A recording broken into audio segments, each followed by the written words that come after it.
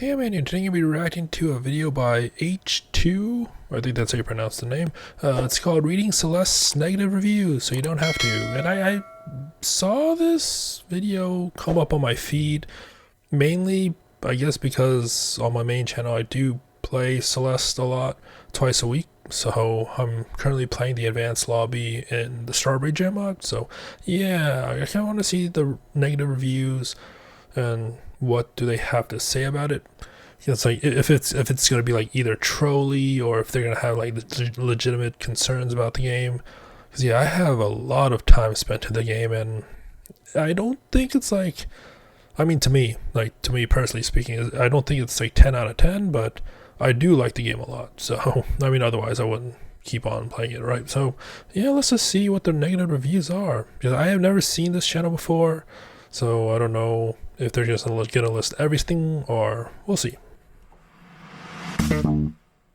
The review page on Steam is usually not all that useful. You can just look over here, see that it says, I mean, with for example, Avowed, all the thumbs up, all the thumbs down, it's okay.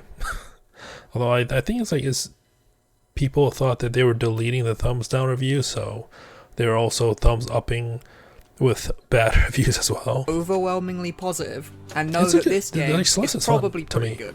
If it's not good, it will let you know. Ooh. Scrolling down to read the reviews is usually not worth your time. However, one day, I was feeling a bit curious, because the reviews sections for most games that are actually good is filled with positive reviews about how good the game Mountain. Yep, But the positive meme reviews are kind of boring. People gushing about how great their favourite game is not interesting to anyone. What I mean, like sometimes it is, but then, yeah, I mean, yeah, you'll see like a bunch of same sentiment ones, but wanted to see was the negative reviews. The people that absolutely... I'm a casual gamer, at least not a hardcore platformer fan, so bear this in mind when you read the rest. So I mean, yeah, it's like, the thing about like the thumbs down is like it doesn't always mean that it's a bad game. It just means that that person in general just didn't like it. So absolutely hated this overwhelmingly positively rated game. What did they think? It's not going to please everyone. How did they hate it so bad? Especially like a precision platformer like Celeste, it's not going to please everyone. That they were willing to take the time out of their day to leave a negative review. Although I guess it's one thing if you were playing the game and thinking it was just like a casual platformer without knowing it's a precision hard platformer. I think maybe that's the thing, but then yeah, I don't know. As you can imagine, there's a bunch of negative reviews that are just complete garbage that mean absolutely nothing. But would there be anything that's actually useful to glean from any of the negative? The game is too good and will make you waste all your free time. Thumbs down. So let me start by saying I think the first part of the game is great and well done. I mean, that's true. The challenges are fun and mostly fair. I mean, yeah, the challenges are for better, like, to me, I think they are really fair. They're just based on, at least I'm trying to think of what was in the main game, and all the challenges do seem pretty fair. Just knowing how to, like, knowing is half the battle in that, of like knowing where to go, what jumps to do, and then actually executing them is the other half. So I think this game has some larger problems later in the so-called B-sides. So skill becomes secondary to actually getting through a level, and then what I mean with skill is as a set of inputs you can learn to do and pull off consistently. I mean, yeah, stuff that may be hard at the start, but once you get used to it, you get better, and you can use that learned behavior to get through the levels more easily. I mean, that's fine. That's learning the level, I think. So now the problem is that the levels demand such high levels of do they? Like, aside from Farewell, right? Because that's like the last section of Farewell was pretty long. So I don't think any human can pull that off consistently based on learning to do the inputs precisely. I mean, I'll disagree. I mean, that's my opinion. Reviews. Luckily for you lot, I read a bunch of negative reviews so that you don't have to.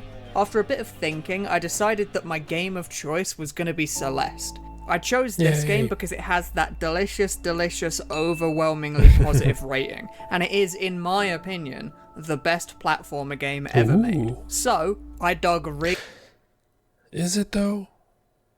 I mean to him, for sure. Or to them, I don't know. It's like... I mean, personally, for me, for the platformer games that I played, I put it second, personally. Like, for me, I would put Mario Maker 2 over this, just because of how varied all the levels are in Mario Maker 2. Like, I know there's a mod community in this game as well, obviously because I'm playing Strawberry Jam, but yeah, it's just like the amount of things you can experience in Mario Maker 2, I think is far exceeds this one. Really deep into the reviews to see if I could find any gold in this enormous mountain of complete garbage. I think it's like my number 2. Two types of negative review: accessibility and difficulty. Okay. Obviously, there's overlap there, but come on, give me a break. I feel like it's other games that I could have chosen would have probably had different categories to break the reviews down into, but for Celeste, these were the two I found. We'll start with accessibility, because it's the smaller of the two categories. Okay. There's no colorblind mode, which makes the sunset stage impossible for me to finish. This is a controller game. It is very obvious by the layout of the keys that this wasn't designed with a keyboard in mind. Really? I feel like it's the opposite. I mean, I've played... My entire Celeste experience has been through a controller, but especially like in the later half, I keep thinking that it will play a lot better with the keyboard. Just because I keep getting like bad inputs, and that's not the game's fault, it's the controller's fault. Too much does the game feel like it doesn't work. Not always the same input leads to same result. Music is beautiful.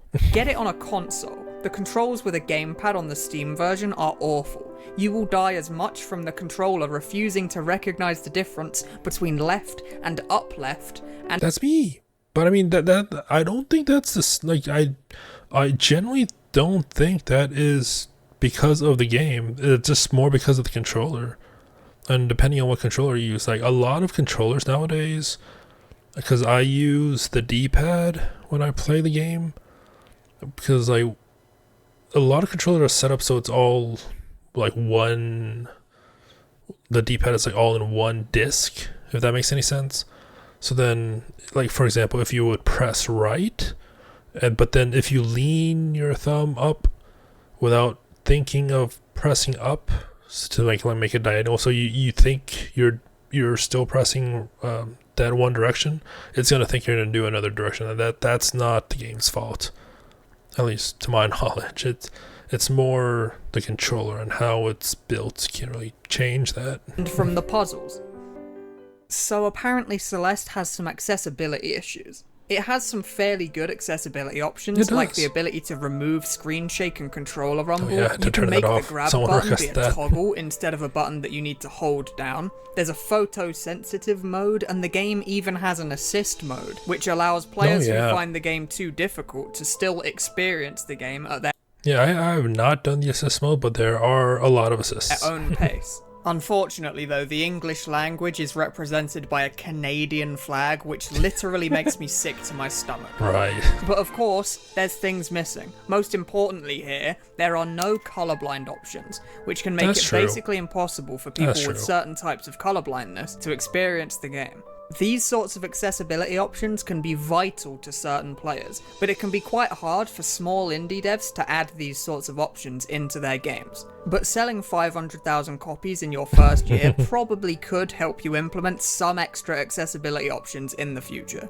Although I will admit that Celeste is probably more accessible than most other games, especially when you consider assist mode. The keyboard and controller inputs are completely remappable to whatever you want them to be, but every 2D platformer infamously feels terrible to play on a keyboard. I'm not really sure that there's anything the devs could have done to prevent this issue. I mean, back when Super Meat Boy came out and I think Steam had the holiday achievement quest. I played Super Meat Boy on a keyboard and it played fine. Like, the game itself played fine. My keyboard did not survive it though. My space bar was not great after playing that. But I mean, the keyboard I used back then wasn't a mechanical keyboard, so I can't really say now if it'll be better. But yeah, back then using the spacebar to jump was something. For Celeste in particular, but it's still a complaint. Accessibility is extremely important because people with certain injuries or disabilities will be completely unable to play your game if you don't allow them to. And the power to give these players the ability to play these games is entirely in the developer's hands. However, let's get on to the second, much more delicious, far more salty category that is the difficulty. I usually love me a tough platformer, but like, before I get it, there's like the difficulty. I thought, I mean, I guess playing through it, I feel like the difficulty was gradual for the most part. And it did feel really difficult until I started Strawberry Jam. And that made me realize what I played in the main game Celeste was not difficult at all. I mean, but that's just my personal experience with it. Celeste really rustled my feathers. The overall deaths per minute was arduous. Coming into the game with the expectation that the game was a masterpiece only served to heighten my frustration and perpetuate the feeling that I was under a delusion. Each screen just made me think, I'm glad I don't have to do that bit anymore. This game is fantastic for speedrunners, but not so much for people just looking for a casual time. That's While fair. completing the game isn't impossible by any means, I don't enjoy dying repeatedly just to develop the muscle memory in order to complete a stage. This one's my favourite. Wait, after playing Hollow Knight and Ori, this game just doesn't compare. I mean, I haven't played Ori, but Hollow Knight's not a platformer. It's a Metroidvania. What? I mean, I still have to play there is a mod on Celeste that is like a more Metroidvania type mod, but the main game itself is a precision platformer. Like, what? What? That's like comparing how do I what would be a good example? I mean, I guess that's like playing the racing game in Fortnite and trying to compare it to like a game like Project Cars 2 where it's more sim, I guess. Like they both have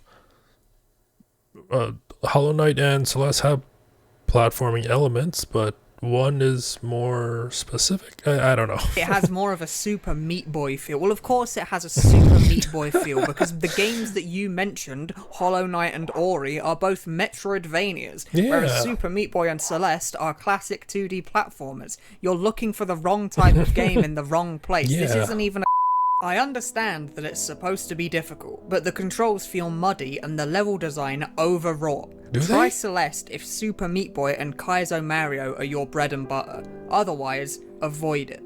I mean, I am also playing Super Meat Boy alongside Celeste, but Super Meat Boy, I'm playing it once a week on my gaming channel. Started off a lot of fun, but then devolved into little more than a speedrun platformer. Controls are infuriating. This is just difficult for the sake of difficult, and your reward is just more frustration. So You just skipped over a little bit. So with the jumping going right instead of upright half, or vice versa half the time, I mean, I feel like that's a controller issue. Like, I'm serious about that. I feel like that's a controller issue. Like, if you think you're pressing right, but if you put some weight on the top part of the right D-pad, it will think you're going diagonal. Like, I've had this issue with my Xbox controller. I've had this issue with my third-party controller, and then the least one I had is with my PlayStation 5 controller. So your mileage may vary, but that is the controller. Speedrun platformer. Controls are infuriating. This is just difficult for the sake of difficult, and your reward is just more frustration. So, I mean, That's the point of some games, right? Like with getting over it. That's the point of the game, right? Celeste is a hard game. It is It not is, for it casuals, is, it is. and that's no secret to anybody who's played it. And these guys clearly found it too hard to be fun, and I kind of That's fine. understand that. I like a challenging game, but most people, including myself, have a cut-off point where the challenge becomes so great that there's Ooh. no longer any TAS, obviously. enjoyment to be had. But I just can't help but What is feel like this these level, people though? should have known what they were getting into. Yes, the game is hard, but why are you surprised by this? It's literally right there in the tags Yeah, on precision Steam. platformer. Difficult, precision platformer. Celeste has a particular type of difficulty that's not everyone's cup of tea. It I like requires it. mechanical skill to complete. Your execution is the thing stopping you from reaching the goal. It's Yeah, not I like like in a that. game like chess, where it's a cognitive challenge. Celeste requires precise button inputs to get to the end of the game, and that's not for everyone. But I can't help but feel like the precision platformer tag should have conveyed this to most people. There was some It stuff should the have. reviews mentioned that I actually do think is worth thinking about though. The movement in Celeste is extremely fluid and responsive.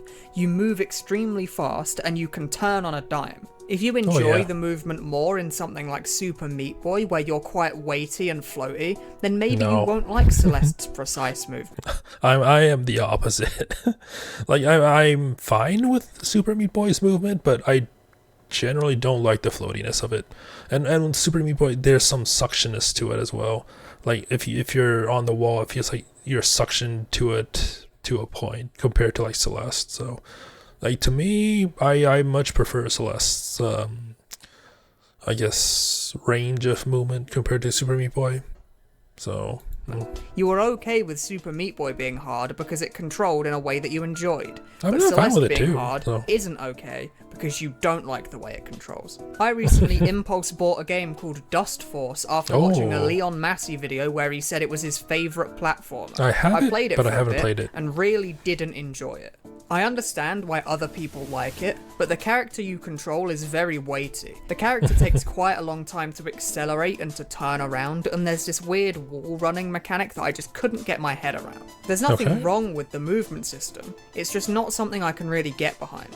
But the That's difference fair. between me and these guys is that I didn't leave a negative review on Dust Force trying to suggest that the controls are objectively bad, because Yeah, they it's aren't also objectively objective. bad. It just isn't my sort of thing. Another thing worth mentioning is assist mode. Assist mode is an option in Celeste that allows you to fine-tune the difficulty of the game, slowing down time, giving yourself extra air dashes, and even making yourself invincible. These options allow almost anyone to complete the game, apart from colorblind people. But turning on assist mode hurts your ego. The only thing stopping all of these Does it? people from completing Celeste is their pride, because they're too proud to turn on assist. Although I don't know if this is true. I think I read it somewhere, but turning on assist mode disables the achievements, right? Or would you still be able to get the achievements even with assist mode? Because if you're not able to get the achievements with assist mode, I can see why they won't use it. So Mode and experience the game at an easier level. I know it sounds like I'm making fun of them, but I actually think that this is a genuine problem that assist mode possesses, and it's a problem that's no fault of the developer, and a problem that could never ever be fixed, no matter how many changes you made to assist mode. Assist mode is really, really helpful, but It it also is. makes people feel But like I a never baby used it. because they can't handle the real game. But I found one negative review that sort of summed up all of the difficulty categories negative reviews. It encompassed all of their issues perfectly Okay. in one single sentence. Extremely good game, just not for me. Thanks for watching. oh, that was it. That was a good video, honestly. Like to me, a lot of these thumbs down reviews are really. I mean, they're valid because it's like their experience. They don't like it, they leave a thumbs down. But some of them are just silly. It's like you're playing these games in a different genre. You play a game in a different genre than those games, expecting it to be like those genres, and then you find out that it's not that genre, and you give it a thumbs down just because of your perceptions of it. That's just silly to me. But yeah, is there more to this? Or is it just the musics? That's just musics, I think. I mean, the Celeste does have good music, so I keep saying it both in the Strawberry Jam and in the main game that the music is amazing. So, yeah, my personal opinion, I like it. It's really tough, but of the platformers I've played, it is my number 2 favorite game of platformers.